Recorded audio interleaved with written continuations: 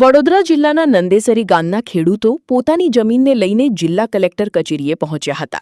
ખેડૂતોનો આક્ષેપ છે કે ગુજરાત રાજ્યની બહારથી આવેલા એક વ્યક્તિએ પોતે ખેડૂત હોવાનું દર્શાવી ગેરકાયદેસર રીતે તેમની જમીન પર કબજો જમાવ્યો છે।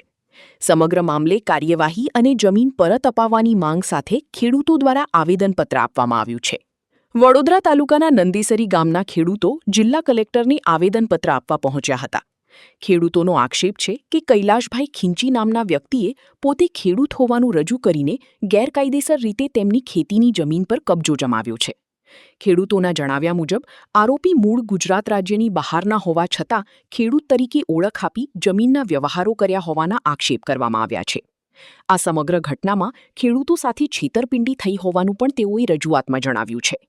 ખેડૂતોની માંગ છે કે સમગ્ર મામલે તટસ્થ તપાસ કરવામાં આવે, કથિત ગેરકાયદેસર કબજો દૂર કરીને તેમની જમીન તેમને પરત આપવામાં આવે અને જો કોઈ ગેરરીતિ થઈ હોય તો જવાબદાર વ્યક્તિ સામે કાયદેસરની કાર્યવાહી કરવામાં આવે।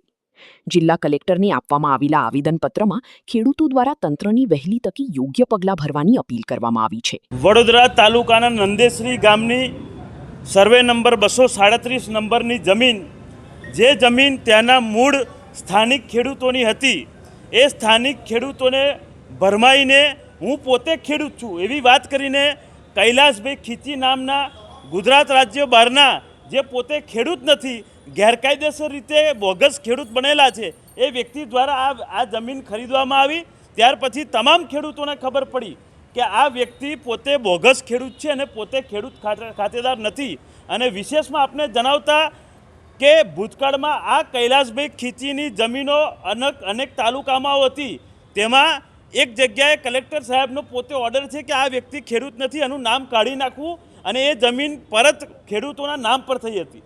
વિચાર કરવા જેવી બાબત એ છે કે વડોદરા કલેક્ટર જ્યારે એક બાજુ એવી વાત કરતા હોય કે આ જમીનમાંથી એમનું ગેરકાયદેસર જે ખેડૂત બનીને એમને જમીનમાં નામ નોંધાયું છે એ એમાંથી કાઢી નાખવું, તો પછી એ જ ઓર્ડર નંદેસરીની 237 સર્વે નંબરવાળી જમીનમાં કેમ લાગુ ના પડે?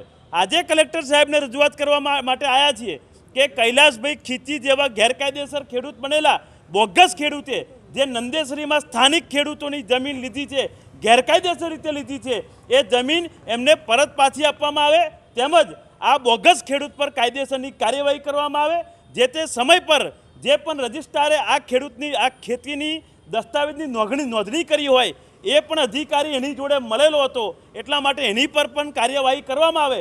પરંતુ મૂળ બાબત એક જ છે કે આવી રીતે ગામડાના ગરીબ ખેડૂતો જોડે ખોટી રીતે જમીન પચાવી પાડવાનો કારસો વર્ષોથી ચાલે છે। એ કારસાને ડામવા માટે અને આવા ગેરકાયદેસર ખેડૂતો તેમજ ફ્રોડ માણસોને સબક શીખવાડવા હવે અમે અભિયાનની શરૂઆત કરી છે। આ અભિયાન આજથી શરૂઆત થઈ છે અને કૈલાશભાઈ ખીંચી ગેરકાયદેસર ખેડૂત છે, આ જમીન આ મૂળ ખેડૂતોને પાછી મળવી જોઈએ। કેટલી એકર જમીન હતી ને આ જે વ્યક્તિ છે મૂળ ક્યાંના છે? આ મૂળ ગુજરાત બહારના છે। અને વિશેષ બાબત એ છે કે જ્યારે ભૂતકાળમાં કલેક્ટર સાહેબ દ્વારા એક ઓર્ડર પાસ કરવામાં આવ્યો હતો, એમાં જણાવવામાં આવ્યું હતું કે જે ખેડૂતોની જમીન છે મૂળ ખેડૂતોની, એ જમીન પાછી આપી દેવામાં આવે અને એ સમગ્ર ઓર્ડરની કોપી પણ હું મીડિયા મિત્રને આપીશ અને એ પુરાવો છે કે એ પોતે ખેડૂત નથી। તો પછી એક જમીનમાં જ્યારે એવો ઓર્ડર થયો હોય કે મૂળ ખેડૂતોને પાછી આપી દો, તો પછી એનો એ ઓર્ડર બીજી જમીનમાં કેમ લાગુ ના પડે? એટલા માટે એ ઓર્ડરની કોપી સાથે અમે આવ્યા છે કે ભાઈ આ ઓર્ડરની કોપી છે અને આ ઓર્ડર પરથી નંદેસરીની જમીનમાં પણ ઓર્ડર થાય અને આ જમીન મૂળ માલિકોને